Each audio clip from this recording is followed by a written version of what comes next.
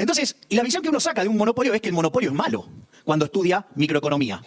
Entonces el punto es, ¿cómo puede ser que algo que sacó tanta gente de la pobreza sea malo? ¿Dónde está el concepto de competencia perfecta en Adam Smith? Eso es una construcción neoclásica. ¿Por qué? Porque cuando los neoclásicos tuvieron que elegir entre la fábrica de alfileres, es decir, los rendimientos crecientes, y la mano invisible, puesto en la visión de Pareto, donde todos maximizan, si ustedes tienen una función creciente, ¿cuál es el problema? Que supuestamente no pueden encontrar un máximo. Entonces, esa figura de Pareto, digamos, maximizando el bienestar, maximizando consumidores y maximizando firmas para poder deducir funciones de demanda, digo, claro, entonces no le daba óptimo de Pareto. Y la verdad, digamos, me parece, ¿saben qué? El óptimo de Pareto me parece una basura. Y se los voy a explicar, porque digo, si no, pues parece que tuviera, este quiere patear todo. Bueno, en parte sí, pero el tema es el siguiente. El óptimo de Pareto dice que ¿qué es un óptimo de Pareto o una situación que no es óptima de Pareto? Cuando ustedes pueden mejorar a alguien sin empeorar a alguien, eso se llama mejora paretiana, quiere decir que no estaban en el óptimo de Pareto. Cuando eso se agota, ya están en el óptimo de Pareto. Miren qué fácil. Ahora, miren esta situación. Supongan que aparece Edison e inventa la lamparita. ¿Cómo creen que estaban los fabricantes de velas? Les voy a dar el vocabulario técnico. Las puteadas. Las puteadas. Lo querían matar. Lo querían matar. Ahora, digo, toda esta conferencia es posible gracias al invento de Edison, ¿eh? Digo, porque con las velas, no mucho. Entonces, la realidad es que sí, el progreso tecnológico genera eso. Pero entonces, ¿qué? ¿Voy a maltratar al progreso tecnológico en nombre del óptimo de Pareto? Porque ahora les hago una aplicación todavía un poquito más subida de tono. Suponga que se inventa la píldora que cura todos los males, de modo tal que la gente va a vivir eternamente y joven. O sea, como dice mi amigo José Luis Cordeiro, nosotros vamos a ver la muerte de la muerte. No va a faltar el salame que diga que en nombre del óptimo de Pareto venga a reclamar por los sepultureros, por lo de los cementerios, por los que hacen los joncas. Me importa un rábano. Es decir, yo prefiero vivir, no morir, ¿no? O sea, para que se den una idea de las estupideces que a veces está cargada la teoría económica. Entonces, yo voy a simplificar el concepto de monopolio, que es el que dio Lord Edward Coke. O sea, aparte, miren qué nombre, Coke, ya digamos era un adelantado. O sea, básicamente lo que dice es, hay dos tipos de monopolio en el fondo. Está el monopolio legal y la situación en la cual queda una empresa sola. El que es malo es el monopolio legal, es decir, donde el Estado, ¿sí?, digo que vendría a ser el monarca actual, utiliza el aparato represivo, o sea, el monopolio de la violencia, para que ustedes no puedan comercializar con otros. Es decir, claro, entonces, el que se queda dentro de esa tranza, y cazan el zoológico. Y claro, la gente está para el traste ahí, obvio. O sea, pero eso no quiere decir que el monopolio es malo. Porque si en realidad el monopolio es que quedó una sola empresa que compitiendo con un montón logró vender un producto de mejor calidad a un mejor precio, es un héroe, es un benefactor social. Bueno, esa idea, la economía neoclásica se queda con este cuadro, ¿sí?, de que ustedes tienen ingreso marginal igual a costo marginal y a partir de ahí determinan un precio que estaría por encima del competitivo y tienen cuasi rentas. Claro, porque es un ejercicio, un mundo de equilibrio parcial. Póngalo en equilibrio general y en términos dinámicos. ¡Van a entrar otros! ¿O creen que Dios va a estar ganando plata? Y todos van a decir, ¡ay, mira cómo gana plata! ¡No! Salvo que el monarca, es decir, el Estado, bloquee la entrada. Es decir, como verán, siempre el problema es el Estado. Pero, y ahora vamos al otro punto. ¿Por qué, digamos, la teoría neoclásica se enfrasca con que la competencia perfecta necesita de tantos jugadores? Otra estupidez. Un concepto absolutamente deformado. Nada que ver con lo que decía Adam Smith. ¿Qué es lo interesante? Este gráfico lo muestra a la perfección. Ustedes acá tienen lo que se llama el número óptimo de plantas. Y según donde cruce la demanda, va a ser el número de plantas que ustedes van a tener. Entonces, ¿qué es lo que pasa? Si ustedes tienen, supongamos que la demanda estuviera acá directamente. Entonces, ahí lo óptimo, ¿qué sería? Que haya una empresa sola. Porque el costo que tendrían asociado a dos plantas sería mucho más alto que una. Entonces, hay lugar para una sola. El lugar de quiebre, básicamente, es este.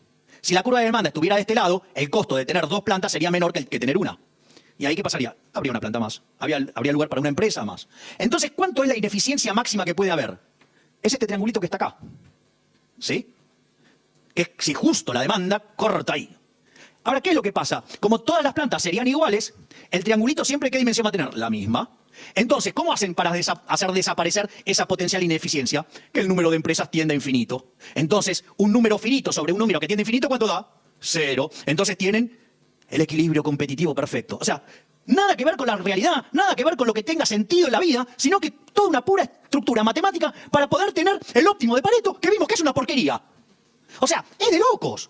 Es decir, y como si todo esto fuera poco, es asumir una función de producción, digamos que vive de espalda a los datos porque hoy se me dio por ser elegante.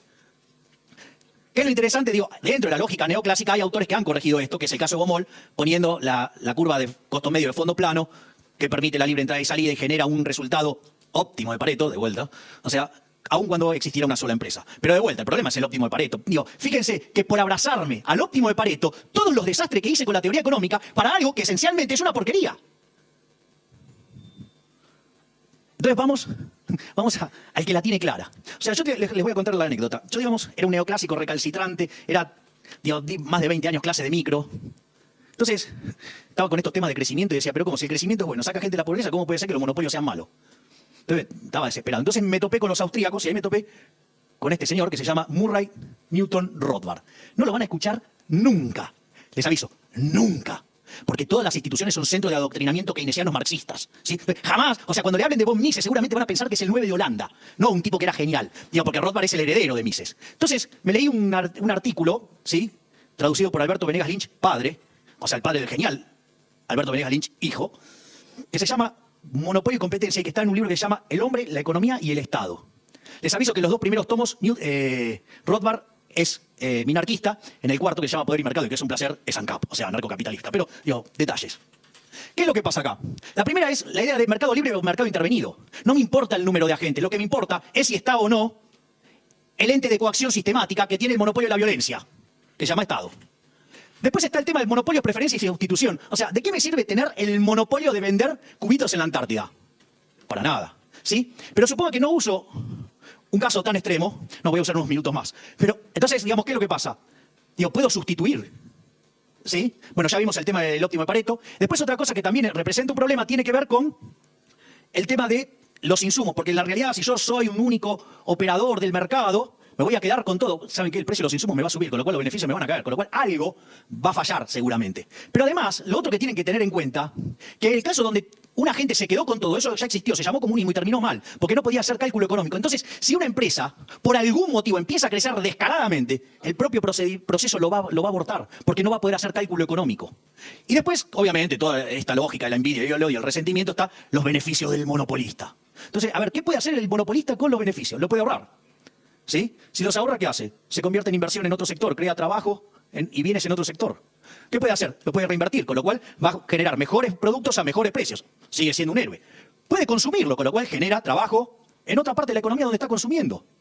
Miren, es un jodido, hizo fuga, hace fuga de capitales. Sube el precio de la moneda extranjera, se asignan los recursos al sector transable de la economía. Es más, es tan jodido, que agarra la plata y la mete abajo de la tierra. Miren qué jodido, que es un mal tipo. Van a bajar los precios, o sea, se benefician todos. Es decir, no caigan en la falacia de lo que no se ve, que es en lo que siempre caen los keynesianos, ¿no? Entonces, vamos ahora con los valores del capitalismo. Primer punto, ¿saben qué? Hay algo que los zurdos no se pueden bancar, es los datos, porque los datos los llenan de goles. Fíjense, aquellas economías que son más libres crecen más que el doble que las que son reprimidas. Es más, el PBI per cápita de aquellas que son más libres son por lo menos 8 veces más altos.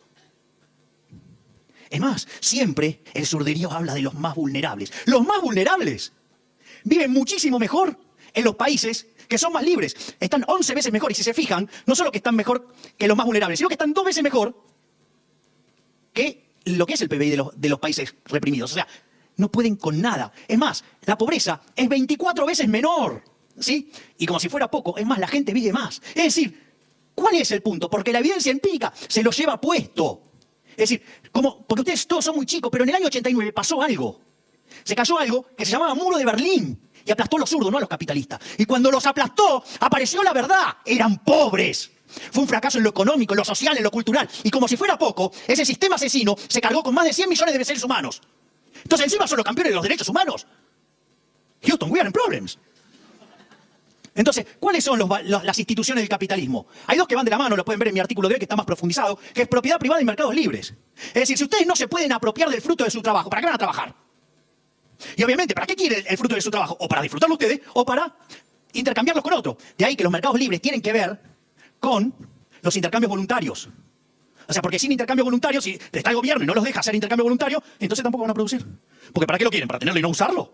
Es casi no tener la propiedad privada. Con lo cual van de la mano. La competencia no es la competencia perfecta. La competencia es la libre entrada y salida. Que no esté el monarca / el Estado bloqueando la libre entrada y salida.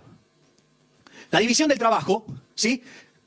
Ustedes vieron cuando agarran y dicen esa estupidez. No, porque nos van a invadir del exterior y hay que cerrar la economía. Ok, vamos a hacer un ejemplo. Entonces, vamos a cerrar la economía. Y si es bueno, ¿por qué no la cerramos en Buenos Aires? Y si es tan bueno, ¿por qué no la cerramos en la capital federal? Y si es tan bueno, ¿por qué no la cerramos acá en el microcentro? Y si es tan bueno, ¿por qué no la cerramos a nosotros mismos? ¿Ustedes se pusieron a pensar lo miserable que sería la vida de cada uno de nosotros si nosotros tuviéramos que hacer nuestros propios zapatos, nuestras propias medias, nuestro propio traje, nuestro propio, ¿sí? Digamos, ropa interior, sería inmundo. Es decir, viviríamos trabajando para tener bienes de pésima calidad. Es decir, ya ahí la magia de la división del trabajo. Y obviamente, digamos, la división del trabajo, como ustedes van a necesitar del prójimo, es decir, si yo voy a producir zapatos y ustedes comida, más vale que yo me ocupe de que a ustedes les gusten los zapatos, porque si no me voy a morir de hambre. Entonces, como decía Bastiat, donde entra el comercio, no entran las balas. Es decir, no hay nada de esa estupidez del derrame, es cooperación social. ¿Por qué? Porque los dos ganan, los dos van a tener más zapatos y van a tener más alimentos. Entonces, ¿dónde está todo el problema? No, voy a avanzar con esto porque si no, digamos, no vamos a terminar. Entonces, vamos a ir a la parte de desigualdad. Porque entonces, ¿cuál es el problema con el capitalismo? Es profundamente desigual. Yo les voy a decir, no, el capitalismo es justo. O sea, no solo es más productivo, además es el único sistema que es justo. Entonces ustedes dirán, ¿cómo puede ser esto? Bien, lo primero que tenemos que ver es, Friedman decía, primero los datos. ¿Qué pasa con la distribución del ingreso en el mundo en los últimos 50 años? Cuando ustedes, esto es una log normal o chi cuadrado, o sea, tienen la moda a la izquierda de la media. ¿Y qué es lo que pasa? Esto significa que está concentrada. La medida que se va aplanando, se hace más igualitaria, o lo que es lo mismo que el Gini empieza a caer. Esto es 2003, o sea que esto ya era mucho mejor que lo que había en el 80 y lo que había en el 60. Miren cómo es hoy. Digamos, el propio proceso de convergencia asegura que la desigualdad entre países está cayendo. Piketty, teléfono. Piketty, más datos, ¿sí? Menos mentiras y menos ideología, si querés. O tener la ideología que quieras, pero no mientas con los datos.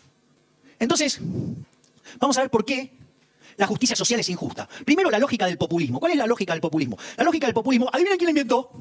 Wilfredo Pareto, que era asesor de Mussolini. Y él fue el que encontró que todas las funciones de distribución del ingreso en todas partes tienen el formato de la chi cuadrado, la log normal. Esto quiere decir que el 75% de la gente tiene un ingreso menor que el promedio. Porque la moda está corrida a la izquierda. Eso significa que cuando ustedes hablan, le vamos a quitar a los ricos para darle a los pobres, le están hablando al 75% de la población. Por eso siempre los políticos tienen la tendencia de ir hacia el populismo. Y cuanto más populistas son, y claro, si no hay alguien que del otro lado le diga que estás metiendo la gamba, y no va a terminar bien. ¿Por qué? Y miren, es muy simple. Argentina, cuando empezó con esta estupidez de la redistribución del ingreso, la justicia social, era el quinto país más rico del mundo, hoy es el 55. Digo, los datos son contundentes. Cuando empezamos con esta gansada del Estado presente, ¿sí? Para que se den una idea, en el 70 teníamos PIB per cápita más alto que Japón.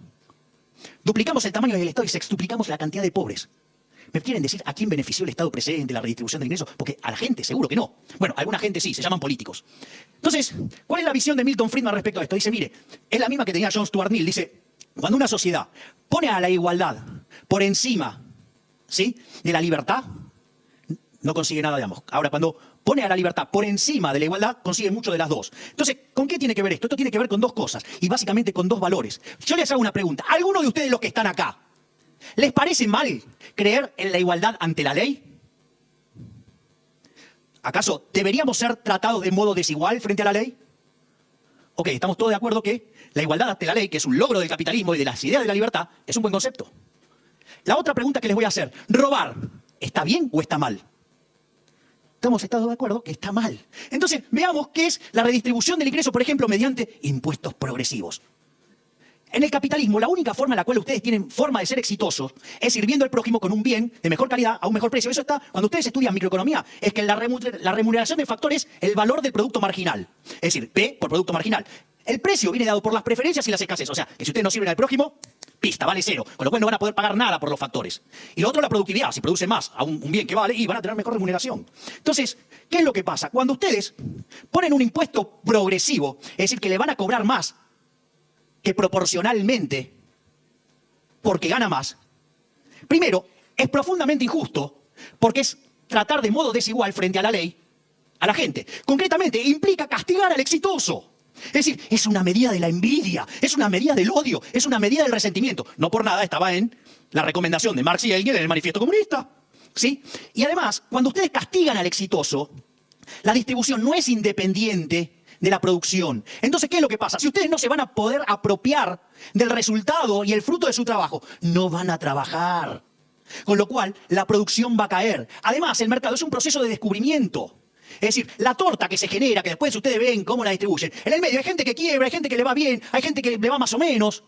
Es decir, es un proceso de descubrimiento dinámico, con lo cual tampoco hay una torta, nunca hay una torta que se va a repartir. Es una torta que se va generando en cada interacción de mercado.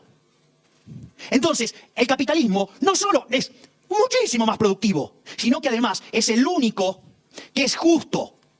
Es superior en lo ético y lo moral, porque trata a todo el mundo igual frente a la ley y además no se basa en el robo. Por lo tanto, frente a esta situación, ustedes se deben encontrar y enfrentar a un sistema de valores. El sistema de valores del comunismo y el socialismo, o cualquier versión del socialismo, son la envidia, el odio y el resentimiento, castigar al exitoso, robarle el fruto del trabajo por la fuerza. ¿Sí? Porque esto es como el ejemplo cuando hablo del tipo que inventó la bikini y al lado tiene un tipo que tiene un postdoctorado y se dedica a estudiar la patita izquierda de una mosca. ¿Quién le interesa? ¿Cuánto vale? Eso cero. Gracias que te pagan algo. Y el otro, digo, que es un muchacho que solamente tiene segundo grado y que un día la estaba mirando a la mujer, se le ocurrió. Dijo, qué bueno que todas las mujeres estén así. Sí, y creó la bikini. Está repleto de plata. Entonces, el postdoctorado está profundamente envidioso porque no tiene autos ni nada y el nivel de vida que tiene este tipo que solo tiene segundo grado. Entonces, ¿qué puede hacer para arreglarlo? Y primero hacer algo para que la gente quiera su producto. Pero para eso tiene que aceptar que lo que hace es una porquería. Pues eso parece que es una solución algo difícil para algunas personas. Entonces, otra alternativa que puede hacer es ir y robarle directamente a este señor lo que ha ganado. Pero todos sabemos que hacer eso es de mala persona. ¿Quién hace eso? Es una basura. Entonces inventa una figura que se llamo al patotero del barrio, el más grande de todos, y le digo que vaya y le robe sus bienes al inventor de la bikini y me los dé a mí. Ahora me siento tranquilo porque me los dio el patotero. Y una de las cosas que pasa en el medio, el patotero no es idiota. El patotero se da cuenta que para él eso puede ser un negocio fenomenal porque se lo va a dar a este muchacho, entonces le da lo justo para que no se queje y el resto se lo queda a él. ¿Qué pasa con ese sistema? Se derrumba. Es decir, se vuelve una sociedad de saqueadores y se cae. ¿Qué es lo que le pasa a Argentina? Como dice mi amigo Lázari, me temo que mis hijos terminarán envidiando el bienestar de Somalia. Entonces, muchachos, ustedes que todavía están jóvenes y que tienen todavía mucho para pelear, tienen que elegir entre los valores. Los valores son los del socialismo, que es la envidia, el odio, el resentimiento, la violencia, el robo. O tratar de progresar trabajando, viviendo del fruto de su trabajo y sirviendo al prójimo por un mundo mucho mejor. La decisión es de ustedes, muchachos. Muchas gracias.